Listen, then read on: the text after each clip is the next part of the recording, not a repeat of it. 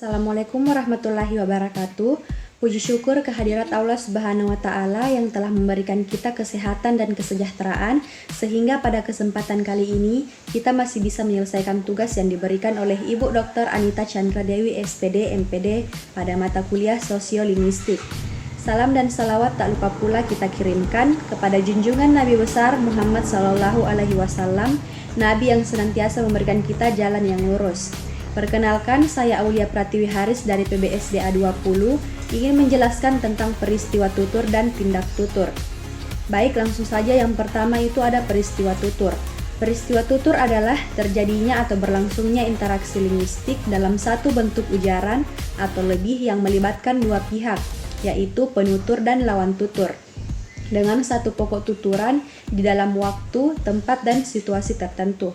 Jadi, interaksi yang berlangsung antara seorang pedagang dan pembeli di pasar pada waktu tertentu dengan menggunakan bahasa sebagai alat komunikasinya itu adalah sebuah peristiwa tutur.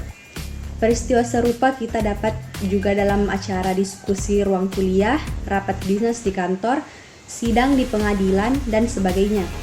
Sebuah percakapan baru dapat disebut sebagai sebuah peristiwa tutur apabila memenuhi syarat-syarat seperti yang disebutkan di atas atau seperti dikatakan Delheimes, seorang pakar sosiolinguistik terkenal, bahwa suatu peristiwa tutur harus memenuhi 8 komponen yang bila huruf-huruf pertamanya dirangkaikan menjadi akronim speaking.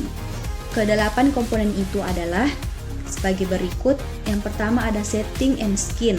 Di sini setting berkenaan dengan waktu dan tempat tutur berlangsung, sedangkan skin mengacu pada situasi, tempat, dan waktu atau situasi psikologis pembicaraan. Kemudian selanjutnya ada partisipan, adalah pihak-pihak yang terlibat dalam pertuturan, bisa pembicara dan pendengar, penyapa dan pesapa, atau pengirim dan penerima pesan. Kemudian ada end, di mana merujuk pada maksud dan tujuan pertuturan.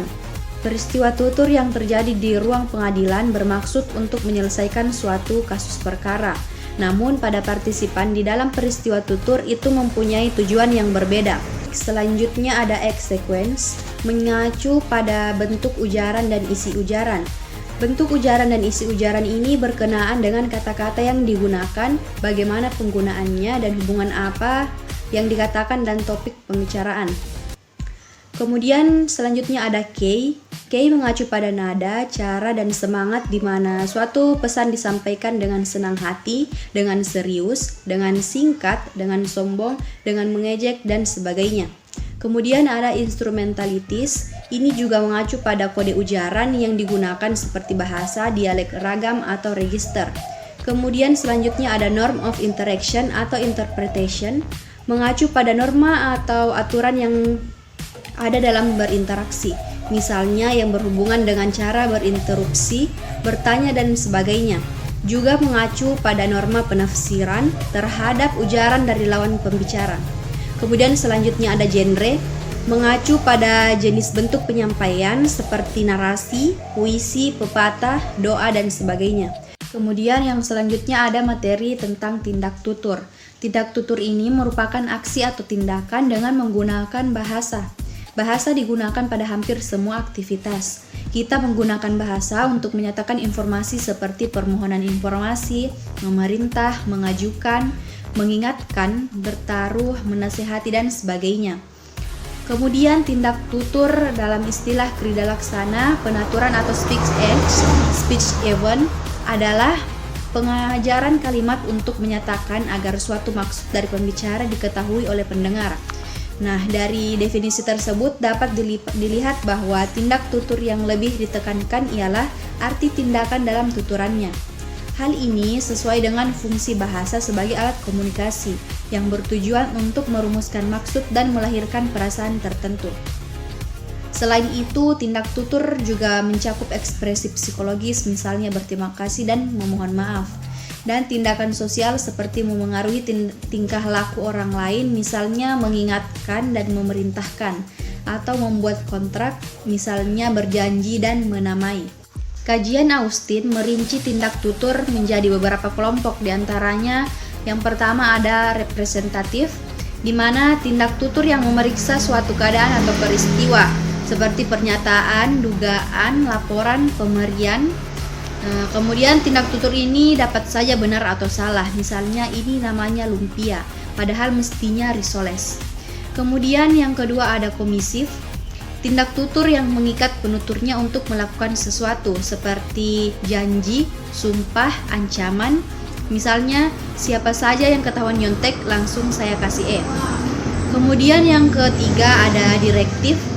Tindak tutur ini yang dimaksudkan agar pendengarnya melakukan suatu tindakan seperti minta tolong, perintah, menantang, dan mengundang. Misalnya, dalam kata harap tenang.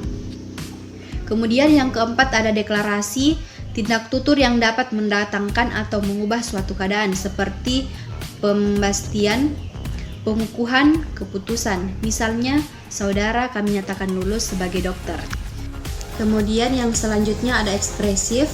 Tindak tutur yang menunjukkan keadaan psikologis atau sikap penuturnya. Kemudian tindak tutur yang dilangsungkan dengan kalimat performatif oleh Austin dirumuskan sebagai 3 peristiwa tindakan yang berlangsung sekaligus, yaitu ada tindak lokusi. Tindak lokusi ini adalah tindak tutur untuk menyatakan sesuatu. Kemudian yang kedua ada tindak ilokusi.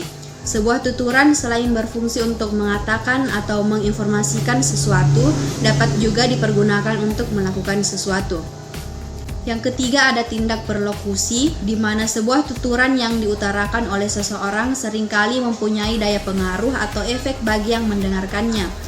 Efek atau daya pengaruh ini dapat secara sengaja atau tidak sengaja direaksikan oleh penuturnya. Tindak tutur yang pengutaraannya dimaksudkan untuk mempengaruhi lawan tutur disebut dengan tindak perlokusi. Baiklah, pada kesempatan kali ini mungkin itu saja yang dapat saya sampaikan mengenai penjelasan peristiwa tutur dan tindak tutur pada mata kuliah sosiolinguistik ini. Mohon maaf jika terdapat kekurangan ataupun salah kata. Lebih dan kurangnya mohon dimaafkan. Saya akhiri dengan ucapan wabillahi taufiq wal hidayah. Wassalamualaikum warahmatullahi wabarakatuh.